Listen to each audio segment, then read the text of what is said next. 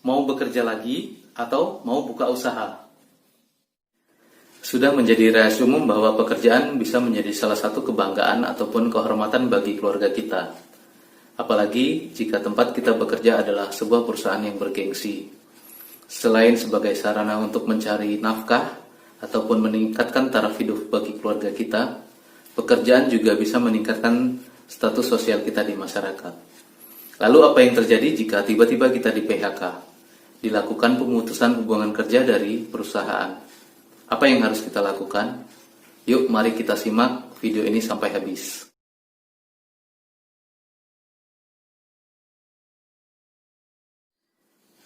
Bismillahirrahmanirrahim. Assalamualaikum warahmatullahi wabarakatuh. Gelombang PHK terus terjadi sejak wabah corona masuk ke Indonesia. Nggak cuma di Indonesia, di negara-negara maju seperti Eropa dan Amerika juga melakukan hal yang sama. Perusahaan-perusahaan besar di negara tersebut juga melakukan PHK. Di Indonesia juga sudah lebih dari 2 juta karyawan ataupun pegawai yang di PHK. Nah, yang perlu kita sadari adalah bahwa ini semua adalah kehendak Tuhan kita yang Maha Kuasa, Allah Subhanahu wa Ta'ala.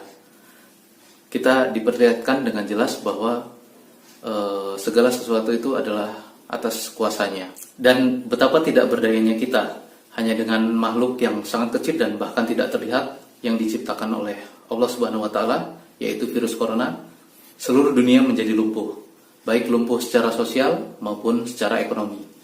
Secara sosial, manusia di seluruh dunia dibatasi interaksinya, sehingga hal ini juga berdampak pada ekonomi. Banyak perusahaan besar yang mengalami kerugian.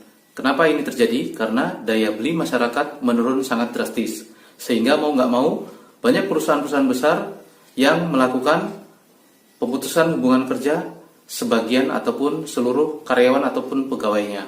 Nah, bayangkan jika perusahaan-perusahaan besar saja mem-PHK karyawan ataupun pekerjanya, bagaimana dengan perusahaan-perusahaan kecil, perusahaan perorangan ataupun bahkan usaha-usaha kecil seperti UMKM. Untuk permasalahan ini sebaiknya kita melihat dari dua posisi. Posisi yang pertama, kita sebagai pengusaha ataupun perusahaan yang mempekerjakan karyawan. Dan posisi kedua, kita sebagai karyawan ataupun pekerja yang bekerja di perusahaan. Jika kita di posisi karyawan ataupun pegawai, apakah kita ingin di PHK? Pastinya tidak. Karena kita sebagai kepala rumah tangga yang menafkahi keluarga dan juga kita sudah merintis bekerja di perusahaan tersebut, mungkin dari kita masih lajang. Terus kita menikah, lalu kita mempunyai anak, dan pundi-pundi kesejahteraan pun sudah mulai kita hasilkan, seperti kita sudah memiliki tempat tinggal, memiliki kendaraan, dan lain-lainnya. Tentu kita tidak ingin di PHK. Nah, begitu juga dengan posisi sebagai pengusaha. Dari posisi pengusaha, apakah seorang pengusaha menginginkan sebuah PHK tanpa ada sebab? Pasti tidak. Apalagi jika seorang pengusaha menjadikan bahwa karyawan ataupun pegawainya itu adalah sebagai aset. Kenapa pegawai ataupun karyawan disebut sebagai aset bagi perusahaan ataupun pengusaha? Tentu saja karena sejak awal, mulai dari perekrutan sampai dengan karyawan ataupun pegawai tersebut menjadi ahli dalam bidang tertentu, biasanya perusahaan ataupun pengusaha mengeluarkan biaya yang tidak sedikit. Mulai dari biaya pendidikan, biaya pelatihan, ataupun biaya kursus-kursus untuk meningkatkan keterampilan ataupun keahlian bagi karyawan atau pegawainya tersebut. Sehingga dirasa tidak mungkin bagi perusahaan ataupun pengusaha untuk melakukan PHK secara sepihak bagi karyawan ataupun pegawainya. Justru sebaliknya, perusahaan atau pengusaha biasanya akan terus menjaga agar karyawan ataupun pegawainya tetap bekerja di tempatnya. Nah, kenapa tetap dilakukan PHK? Ya, karena nggak mungkin perusahaan ataupun pengusaha menjalankan roda bisnisnya tanpa adanya pangsa pasar atau daya beli masyarakat. Omsetnya hilang, sedangkan biaya operasional terus berjalan, seperti misalnya biaya listrik ataupun gaji pegawai. Nah, sedangkan di satu sisi, seorang pegawai ataupun karyawan tidak mungkin bekerja terus-menerus tanpa digaji ataupun dibayar. Sehingga kedua belah pihak sama-sama tidak menginginkan pada posisi ini. Menurut saya, kita harus melakukan dua hal. Yang pertama, mengambil hikmah, dan yang kedua, melakukan take action atau melakukan langkah-langkah nyata terhadap situasi ini. Hikmah pertama yang harus kita ambil adalah lebih mendekatkan diri kepada Allah sebagai Sang Pemberi Rezeki. Mungkin selama ini kita lupa untuk bersyukur. Mungkin selama ini kita lupa untuk bersedekah, sehingga Allah menghentikan semua pendapatan kita. Hikmah yang kedua adalah lebih dekat dengan keluarga. Mungkin selama ini kita bekerja selama 8 jam sampai dengan 10 jam sehari. Belum lagi jika ada overtime atau lembur. Sehingga waktu yang kita curahkan untuk keluarga ataupun anak-anak kita sedikit sekali. Kita tidak punya waktu luang untuk bermain dengan anak-anak.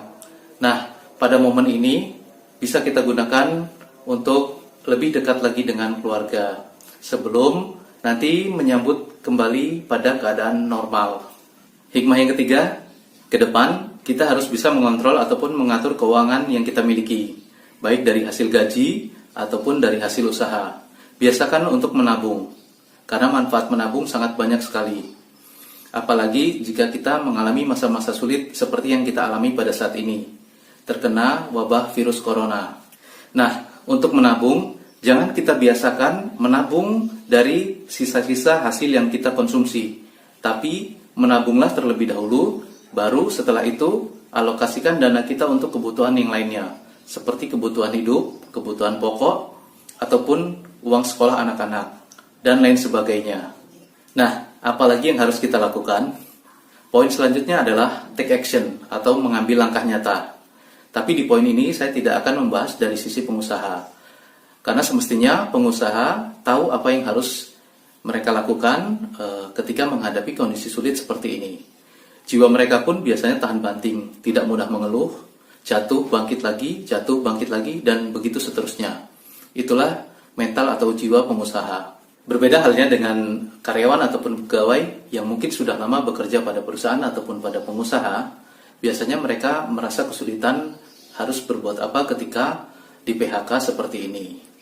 Karena mindset kita sebagai pegawai ataupun pekerja adalah bahwa bagaimana caranya menghasilkan uang adalah dengan cara bekerja. Sehingga terkadang apabila ada peluang-peluang di sekitar kita tidak terlihat. Walaupun tidak sepenuhnya demikian. Ada juga karyawan ataupun pegawai yang mempunyai usaha sampingan. Nah, untuk poin take action ini, apa langkah yang akan kita ambil?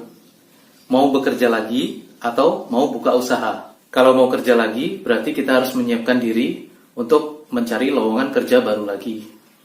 Membuat surat lamaran kerja lagi, tes lagi, dan seterusnya sampai kita diterima. Atau bisa juga kita menghubungi pengusaha ataupun perusahaan tempat kita bekerja dulu. Apakah masih bisa bekerja kembali ke perusahaan ataupun tempat usaha yang dulu kita bekerja?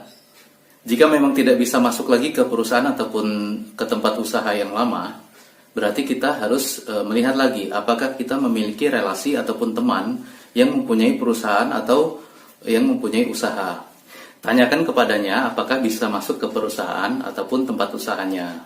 Nah, bagaimana jika kita tidak ingin bekerja lagi atau tidak mempunyai kesempatan untuk bekerja lagi? Apa yang harus kita lakukan? Membuka usaha mungkin bisa dijadikan alternatif solusi untuk permasalahan ini, sebagai pengganti penghasilan kita yang sudah tidak ada. Nah, bagaimana dengan usahanya? Apa usaha yang cocok untuk dibuka pada saat ini? Menurut saya, ada dua hal yang bisa kita jadikan landasan untuk membuka usaha. Yang pertama, apa keahlian kita? Coba kita gali dari diri kita sendiri. Kita bisa apa? Misal kita bisa memasak, kita bisa membuka usaha kuliner. Kita bisa memasaknya sendiri dan bisa kita pasarkan melalui media online ataupun media sosial yang kita miliki, seperti Facebook, Instagram, WA, dan lain sebagainya. Atau jika kita ingin lebih mudah lagi, kita bisa mendaftarkan usaha kuliner kita ke tempat layanan jasa antar makanan, seperti GoFood di Gojek ataupun GrabFood. Mari kita lihat lagi apa keahlian kita, apa potensi yang ada di dalam diri kita yang bisa kita jual. Selanjutnya, selain kita bisa menjual dari apa yang kita miliki ataupun sesuai dengan keahlian kita, maka kita bisa menjual dari apa yang dibutuhkan oleh masyarakat luas pada saat ini. Seperti kita ketahui, pada saat ini kita sedang mengalami wabah virus corona. Maka yang dibutuhkan masyarakat luas antara lain adalah masker, hand sanitizer, face shield, dan lain sebagainya. Untuk masker sendiri permintaannya masih tinggi, sehingga ada peluang bagi kita untuk membuat masker dengan motif-motif yang beraneka ragam, baik untuk anak kecil maupun untuk dewasa. Sedangkan untuk hand sanitizer, kita bisa lihat cara pembuatannya di media-media sosial ataupun media online seperti YouTube, Instagram, dan lainnya. Begitu juga untuk face shield. Untuk pemasarannya sendiri juga bisa kita lakukan dari media online ataupun media sosial yang kita miliki, seperti Facebook, Instagram, WA, dan lain sebagainya. Nah, Bapak, Ibu, dan teman-teman sekalian, inilah yang bisa saya sampaikan tentang apa yang harus kita lakukan ketika kita di PHK dari perusahaan. Semoga ini bisa menjadi alternatif solusi yang kita miliki. Untuk Bapak, Ibu, dan teman-teman sekalian yang di PHK dari perusahaan dan sudah mulai membuka usaha sendiri, boleh diceritakan di kolom komentar. Siapa tahu bisa menginspirasi teman-teman kita yang lainnya.